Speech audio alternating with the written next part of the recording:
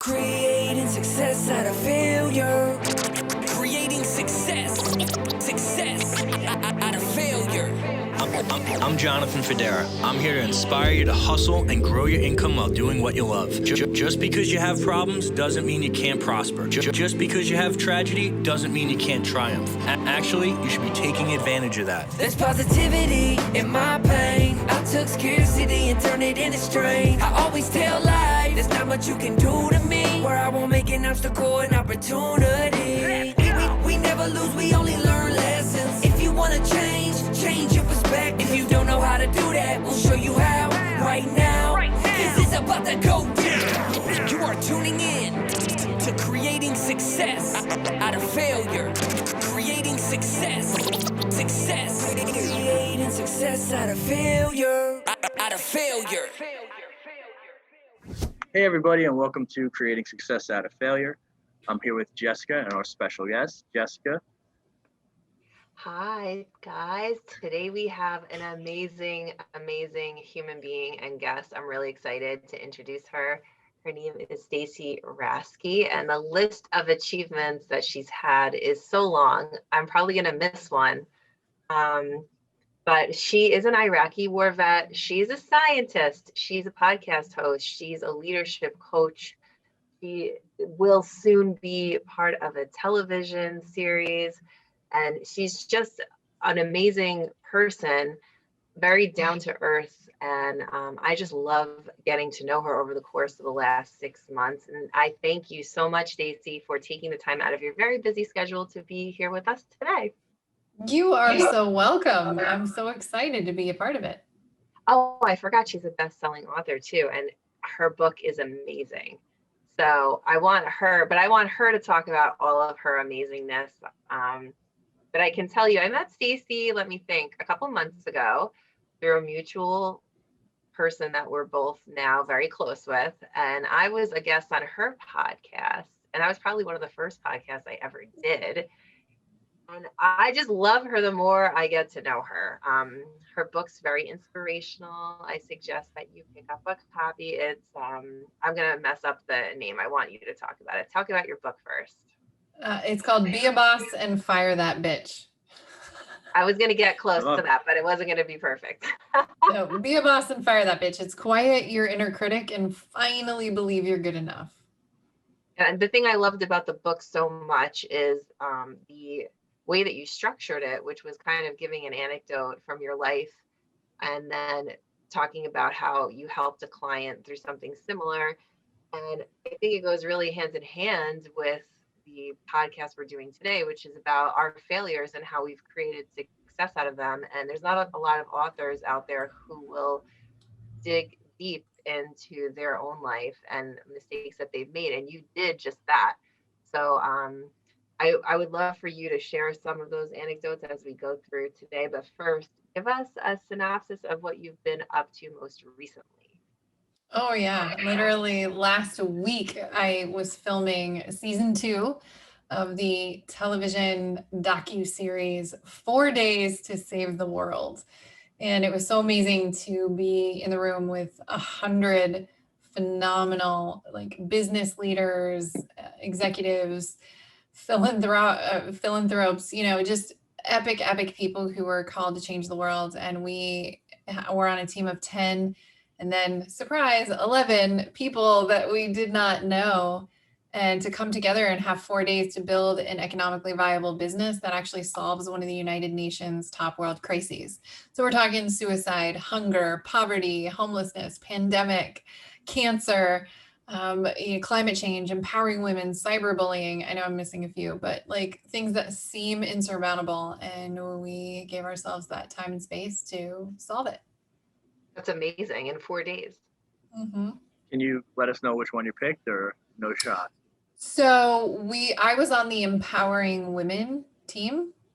The only thing I cannot share is the business we created. Okay. Got it. So you created a business that would empower women, solve Globally. Mm-hmm. Okay. Globally. Yeah. I look forward to that. When is that airing exactly? Earth Day 2022. Oh my God, we got to wait a year? Yeah, you get season 1 Labor Day this year.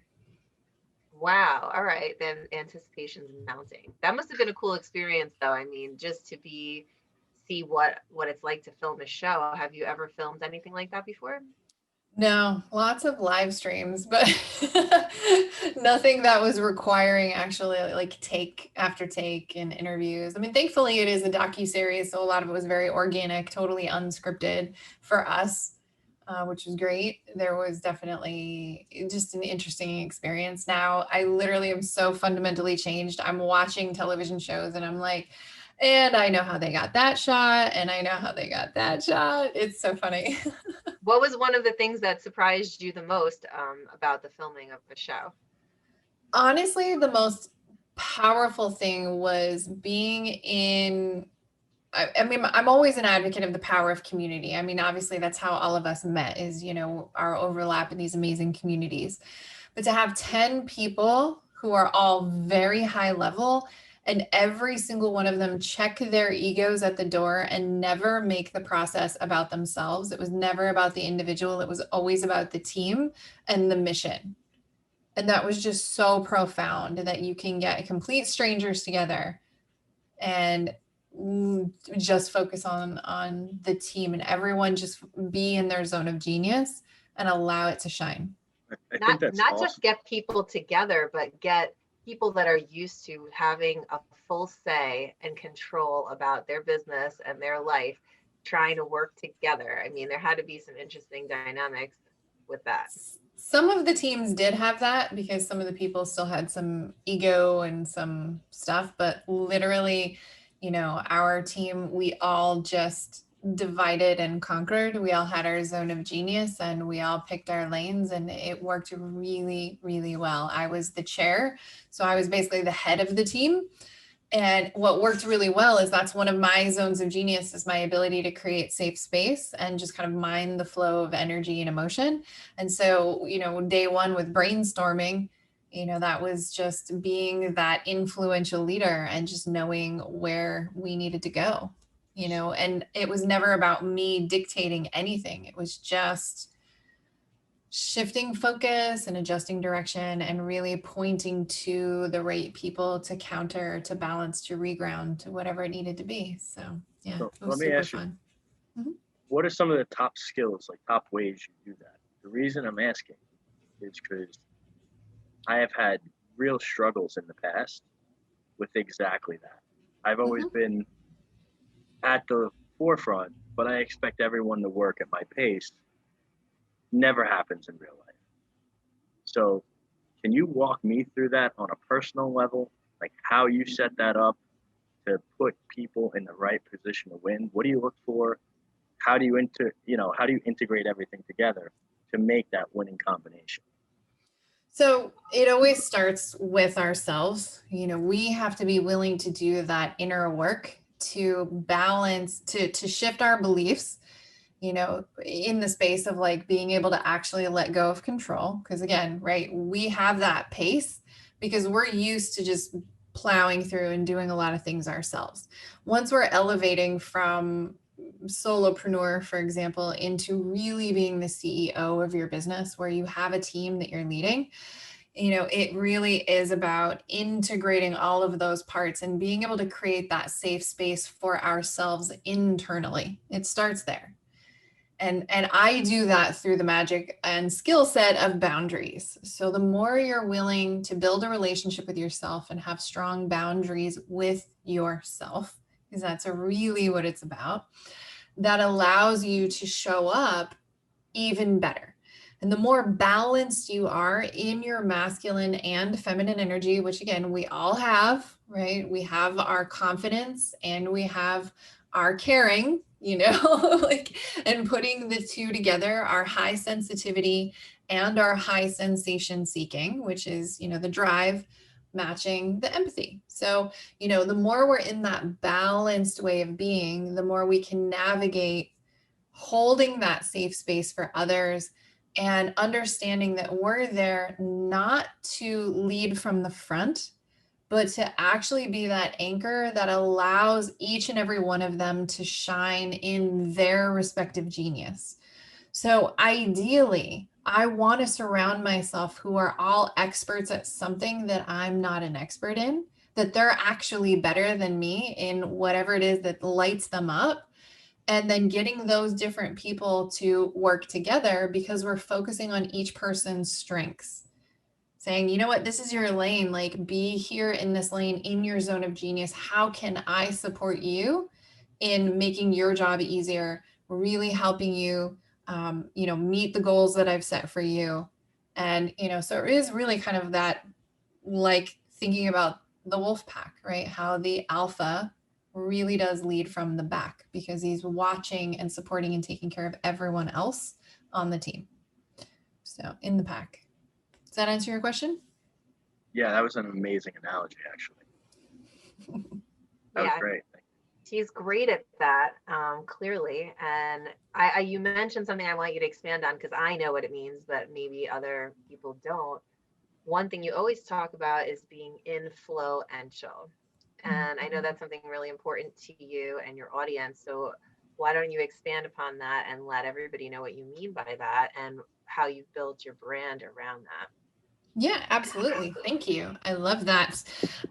So when we think about being the highest level of leadership, it truly is from this place of influence where I can be that anchor, where my emotional intelligence, my energy balance, my self-mastery as a leader helps to drive the team and lead them where I don't have to do or say a ton. It's just the right amount, So again, there's so many of these leaders that are in a lot of that old school, hyper toxic masculine, super controlling, very negative consequence type of leadership that many of us have grown up with, seeing those examples. And I see men and women all day long that are naturally have that alpha type leadership quality. All of us are in the position we're in because we're naturally alpha leaders. And yet a lot of us have learned we've got to be in that hyper masculine way of being to do that. And it really is not the most effective way to lead. So the more we do that inner work to balance the energetics, to really shift our ownership of ourselves. So there's no more imposter syndrome. There's no more doubt. I can be in this place of radiant confidence, this confidence that elevates and inspires others rather than diminishes anyone, and have solid boundaries in a way that is built on this amazing level of respect and that balanced masculine feminine energy, where that is what it means to truly not just be influential, but what I call influential, because it's actually the root word of influence is inflow, which means we're actually leading with more of our feminine energy, the empathy, the emotion, and actually the trust of our team. And that's really what it's all about, to have that confidence and create that safe space, but be willing to trust them and be that influential leader. That's a big part of when we're coaching people, because we're all coaches, right? And I think when people are trying to scale that business, they don't want to let go of those tasks. They want people to operate the way that they would, not realizing that people are efficient and successful in different ways than them. And developing that trust is probably one of the most difficult tasks that an entrepreneur faces, because like you mentioned, we're all naturally alpha. So I know you weren't just born with this heightened sense of awareness, and that you've developed it somehow through your experiences. So when was the aha moment for you where you said to yourself, I need to lead in this way, or this is a more successful strategy for me as a revolutionary leader? Oh, I love how you said that. Thank you. So good. It's funny because there's so many. I mean, really, we are all in the position we're in because we've failed and fucked up like crazy. But the value is when we learn from those lessons, right? That's what helps us to be better. So there's so many opportunities. Do we want to focus more just kind of like personal? Do we want to focus on business? I think whichever what played a more striking role in your development, because at the heart of it, everyone always wants to talk about business, but the truth is the way that we are in our home life spills over into our business life. And if we don't have ourselves in check on a personal level, our businesses are going to feel that. So to me, maybe perhaps even more importantly than a business faux pas would be a personal one, because that one probably preceded your business one anyway. True. Yeah, absolutely. Well, you know, I mean, in many ways, I always default back to my rock bottom moment, right? Because it was the first moment of clarity in probably decades where I actually took radical personal responsibility for who I was being in the life that I created. So here I am, the end of 2014, standing in my kitchen, shoving food, you know, pulling food out of the cabinet and shoving it in my face, chasing it with booze, bawling my eyes out, 100 pounds overweight, on all these medications for PTSD, depression, anxiety, all these physical ailments and conditions. I was walking with a cane. My marriage was in shambles. I'd lost my corporate career as a pharmaceutical chemist. I mean, I was a disaster. And I had this moment of clarity where I was like, what the hell am I doing? And I actually received the answer.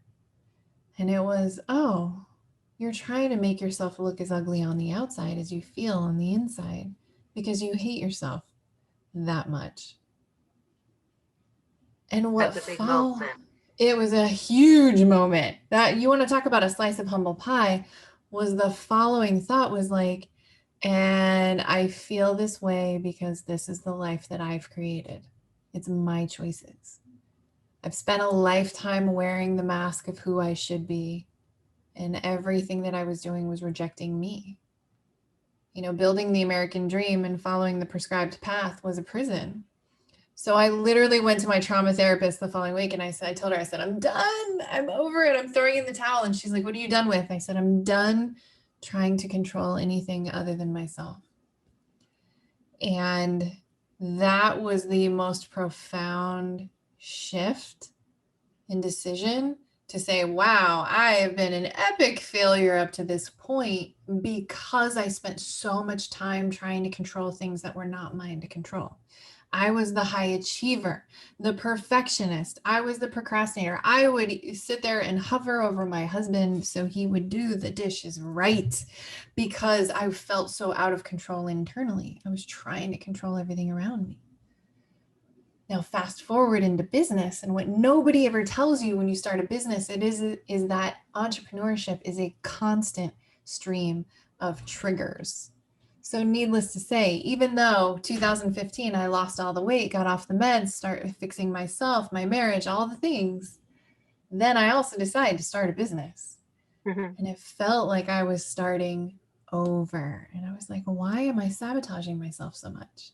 And literally the first 3 years of my business really was just constantly chasing the same shit, going through the same cycles of constant failure because I was always in the control issues rather than doing the inner work to really get to know, you know, what am I about? How do I want to be of service in the world? And really owning my shit so I can shine my light full bright and live my purpose.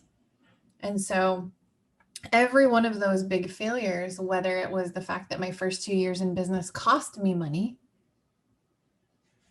or even getting to the place where I was 4 years into my business and, you know, it's great, have 6 figures, earning all the stuff, but it was inconsistent. So I was always broke. So earning more money doesn't fix the problem. It's always that inner peace.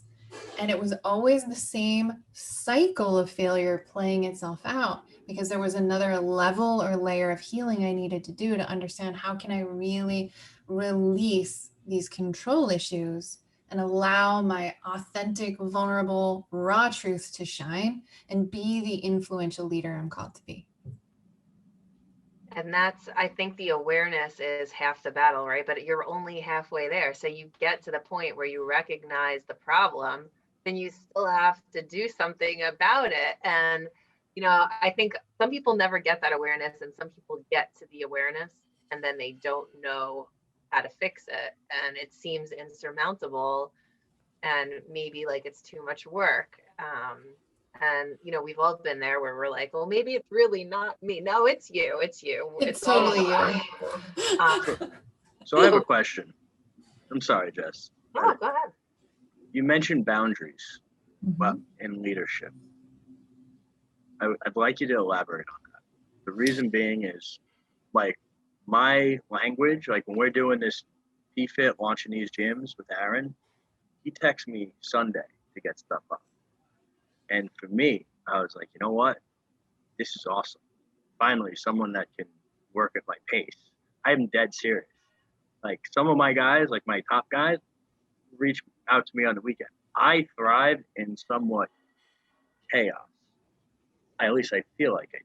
But you're hitting a lot of notes here that kind of making me rethink some of that, right? So talk to me about the boundaries, and then I also would like you to go into how do you deal with something that if it goes wrong and you put somebody else in charge of it. Please take me through those two things, because I think you're going to help a lot of people. Yeah, absolutely. I love, love, love this. So a couple of things is one, the simplest understanding of boundaries. I love that I have like this, my friend, the fly here hanging out with me today. So I just keep like, it's good luck. It's fine. So boundaries in their simplest form, and this is where most people go awry because it's kind of this ambiguous concept and most gurus teach it wrong. They're always talking about boundaries with relationship with other people, and that is not what boundaries are about. Boundaries are for you and your relationship with yourself. Every single one of those relationships around you is a reflection of your relationship with yourself, right? Like the old story is, how can you expect someone to respect you if you don't respect yourself? Literally, that's a boundary. You've got to be that for you. If you're not respecting your time, nobody else is gonna, right? If you're not respecting your body, your energy, your wisdom, your money, how can we expect others to do that? So any relationship, but especially as a leader, it's got to come from the inside, and we've got to have that internally with ourselves. So the simplest understanding of boundaries, and this is why I'm a boundaries expert, because as I shared, I had so many control issues because I had none, no boundaries at all. This has always been my journey. So the boundaries in their simplest form are simply responsibility. What are you responsible for? What are you not responsible for? So all those control issues I had was me depleting every ounce of myself, focusing on things that I actually had no control over. I was giving my power away, worrying, people pleasing, worrying about what other people thought, what they did, trying to control other people, right? I'm married, right? We've all been there with significant others, like, just do what I say, right? We have kids. Yep. There you go. There's another one, right? But especially with our teams, it's so hard to let go of control and trust. So fundamentally, the more we lean into taking control of what is our responsibility, which is, who am I being? How am I showing up? What am I thinking, saying, doing with my time? How am I treating myself? And then how am I showing up to interact with others? The more we focus there, the more it changes everything. So then when it comes to working with other people, the best thing that you can do around boundaries is have a high level of communication, right? To shift from expectation, which is another control issue, because that's just trying to control shit in our heads, to clarity with our communication. So if you thrive in having shorter spurts on more days to work, to create, to do whatever, That's awesome. That's how you flow. We have to have a boundary enough to respect others who don't function like that, whose priorities may be different. But we have to have those conversations so we know. I can't just expect people to be available on a Sunday because I'm in flow and I'm, this visionary creative genius in the moment right now. And I want to do this on Sunday. I can do my part and save it for when we have our meeting on Monday. If they're not available, I have to respect that, because we've had those conversations. I dig it. That was perfect. I feel like we have to pay her after this, Jess. Free coaching. This is No, why like, she's here, Jonathan. I bring the good stuff, okay? You definitely did. So I'll tell you, it's funny with the boundaries because I didn't know that's where you were going to go with it, but I knew it was going to be good. I did my second set of 75 hard. The first time I did it, it was this time last year. Went right back into bad habits. Hated myself. Mm-hmm. Did phase 1 at the end of summer. Completed it. Back into bad habits. Absolutely hated myself. Didn't know why I was freaking out. Right? Internally freaking out. You couldn't tell on the outside, but I was. I just finished 75 hard probably 2-3 weeks ago. Kept most of the habits, so working out an hour a day, no booze, sticking to a good diet, and getting a reading. I have done more in the past 3 months than most people do in 4 years. My life is complete and utter chaos because of all the things that I'm transitioning. But I am at peace. You know why? It's because I kept the little promises I made to myself. And I know I'm building that type of momentum. So you are so spot on with your boundaries. That's amazing. And I want to plug Awesome. Stacy's book right here because for all the listeners, I'm a pretty aware and disciplined person, but Stacy's book for me was really impactful and life-changing. And she goes through a lot of what she just spoke about, but even more above and beyond that, and gives you actionable ways to make these changes in your life. And she gives you examples from her life and from people she's coached before, because like she said, we're all different. And between those two anecdotes, you can figure out a way that will work for you in this implementation. And that's what I love the most about her book. So if you don't have it, get it now. And I think she's on Amazon. I'm sure she is. I think that's where I got it. Be a boss and fire that bitch. It's so good. Seriously. Thank you. I appreciate that. Well, and then it's the follow-up piece, right? So what you were hitting, Jonathan, was when we have that internal ceiling, right? That upper limit, that glass ceiling on what we will allow ourselves to experience because we're hitting up against the not good enough, worthy, or deserving of what we desire. And especially when it comes to health, love, and money, having all three is not something we're in the space of giving ourselves permission to experience.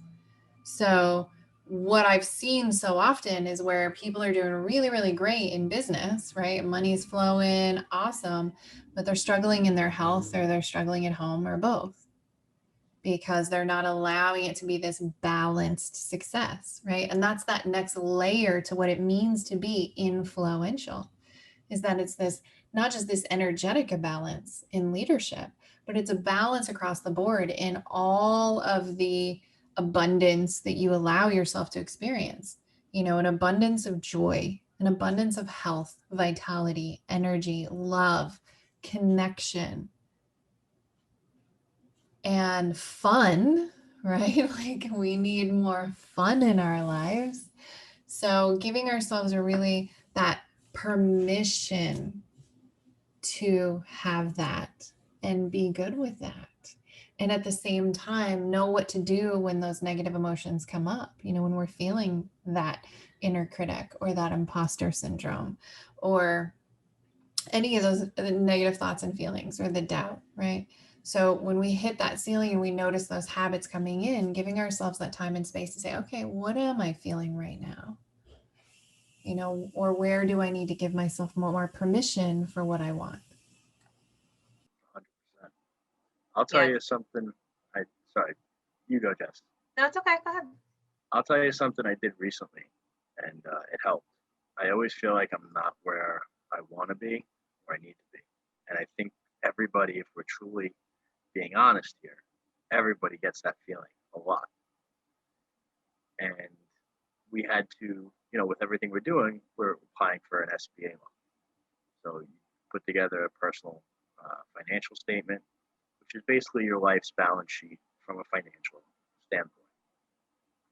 And if you told me 2 years ago that this is where I was going to be, I wouldn't have believed you, right?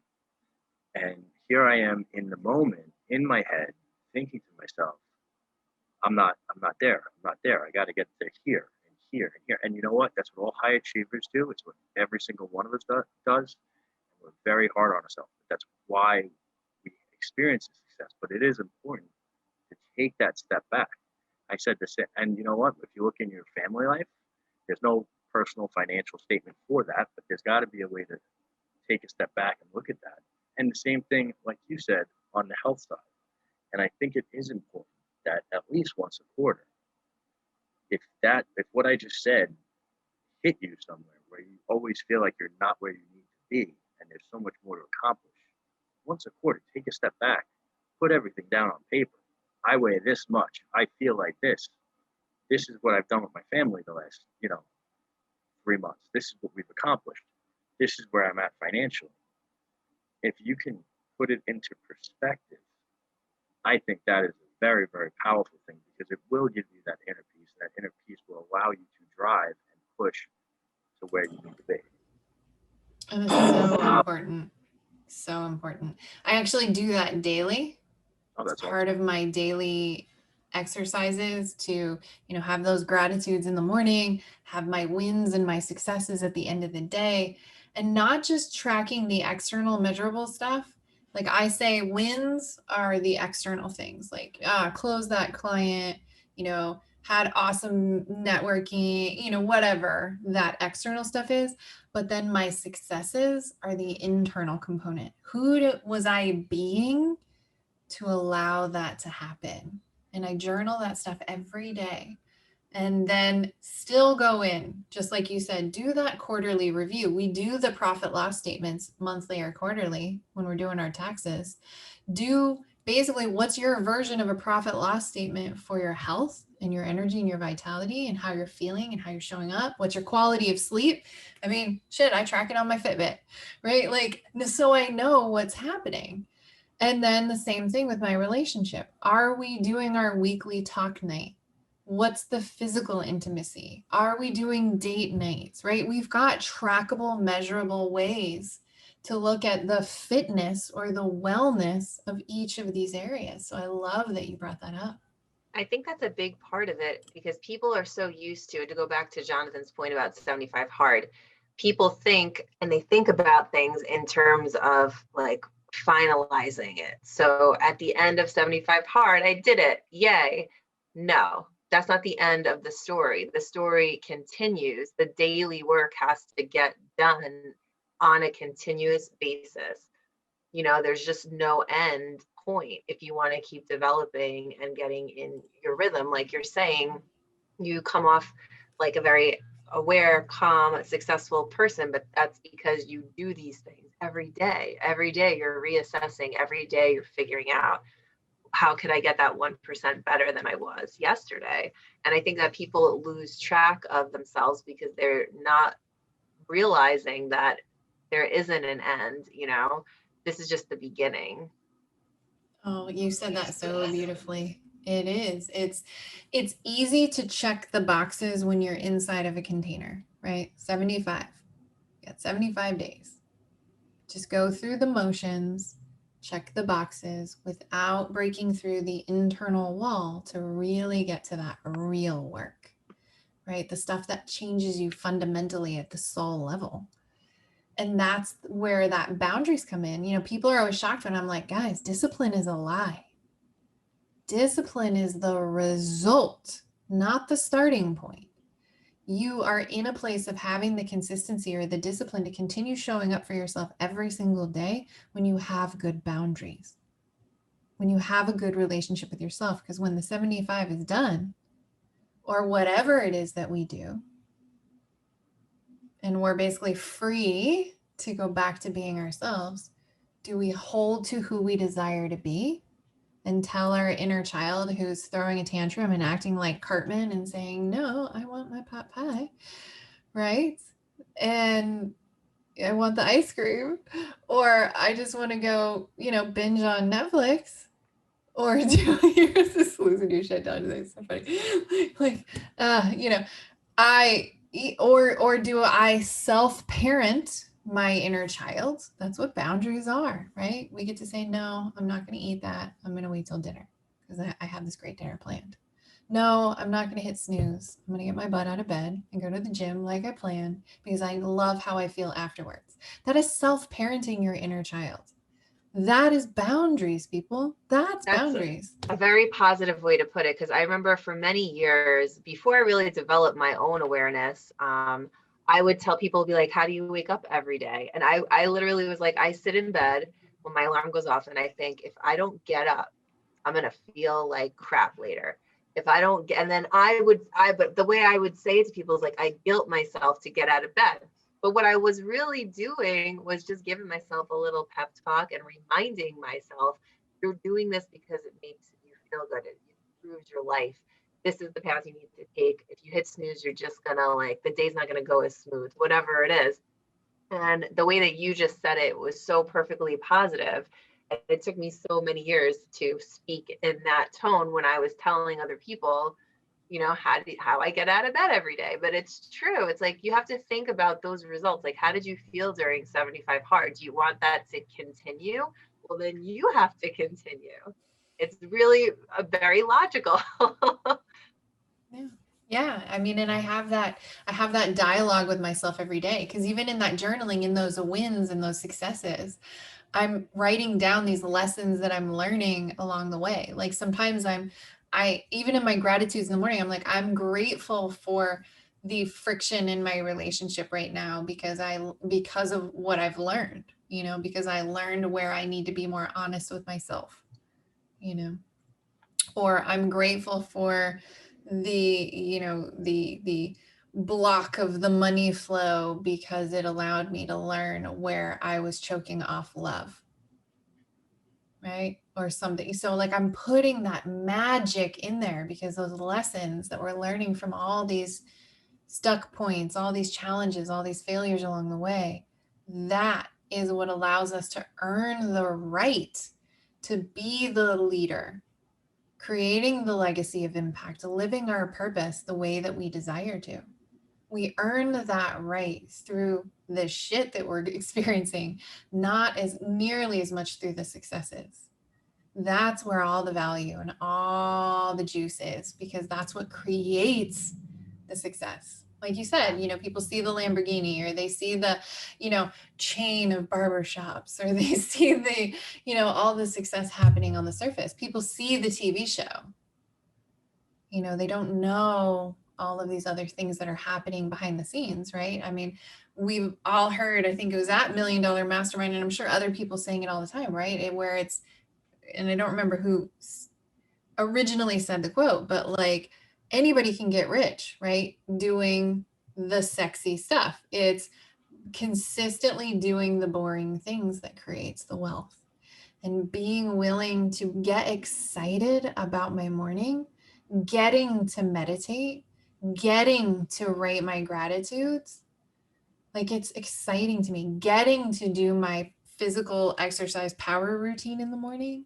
Like, I get to do that. I get excited at night when I'm writing my things because I'm excited for the next day. I'm excited about my cup of coffee mixed with mud water in the morning. Like, I'm excited about that. I feel that, girl. I feel that so much. I'm the same way.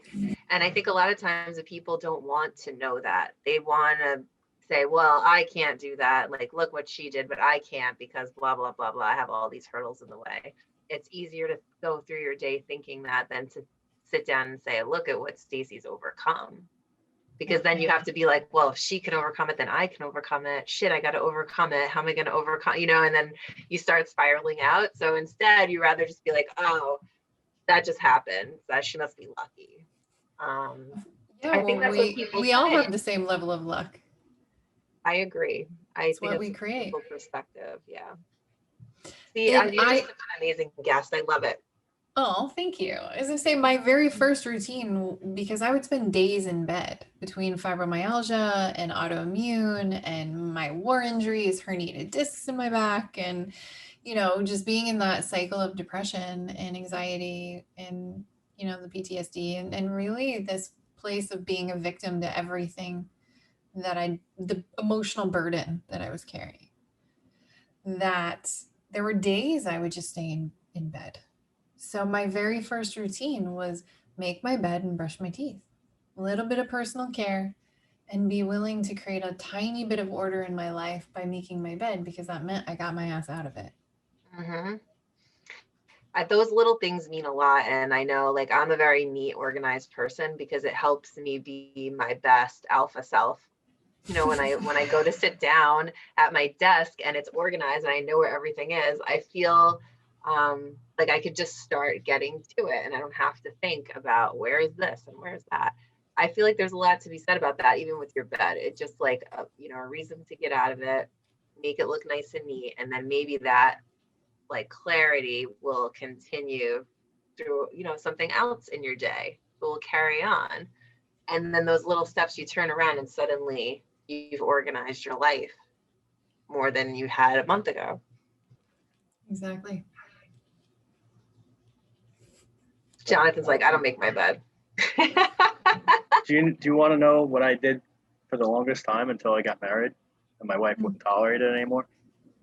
I had the most amazing system. I made my bed once, had one comforter over it.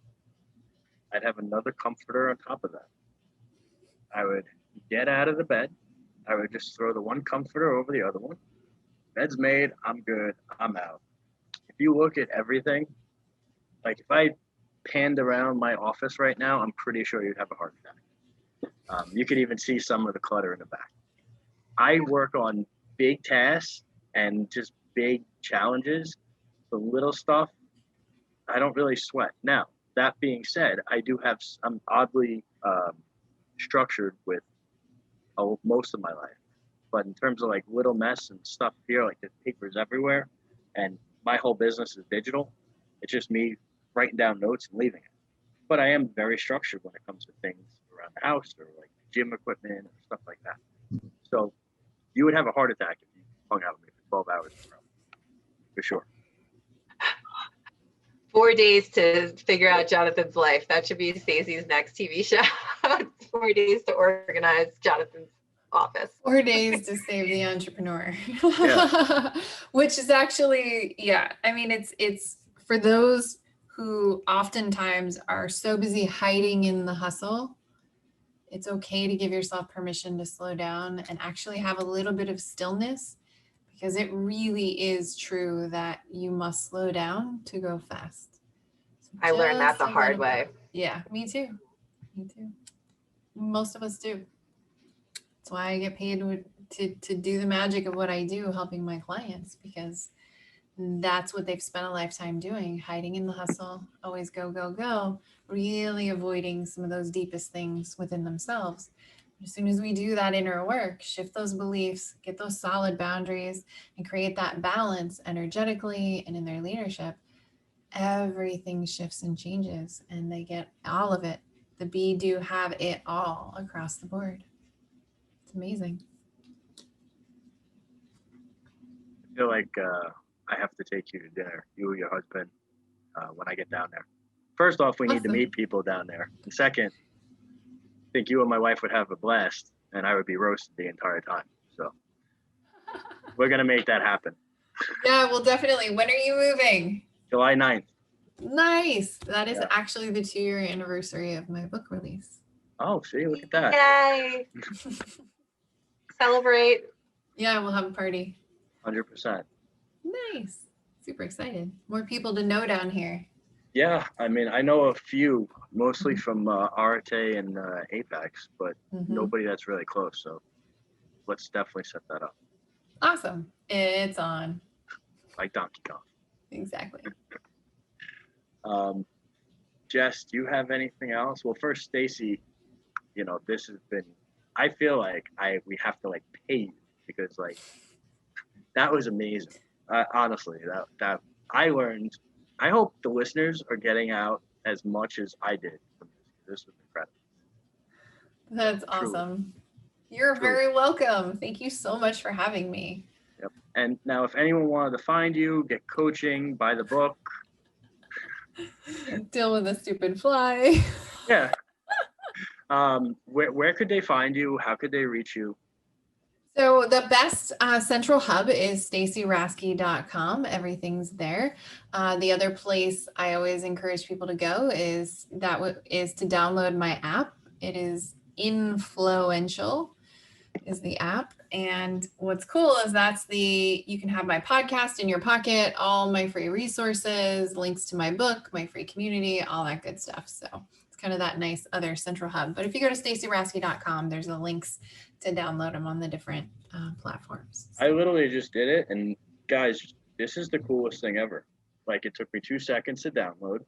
I'm downloading it. And, oh man, I'm going to mess around with this. There's some good episodes in there on the podcast, the free resources. And if you do happen to have an account with me, like for the book resources or anything like that, you can actually access your account right from the app, which is cool. So then you can binge on stuff. Really cool. Thank you so much, Stacy. I appreciate your time and your friendship and just getting to know you and all the guidance you gave all the listeners today. Thank you for adding so much value. Guys, please. You are welcome. Please follow Stacy, and if you got something out of this episode, and I know you did, leave us a review and share this with someone you think needs to hear it. Thank you. Creating success out of failure. Creating success out of failure. Thanks for tuning in to Creating Success Out of Failure. Please share this with someone that needs to hear it, post it on social media, and leave us a 5-star review. I'll catch you on the next one. Success out of fear.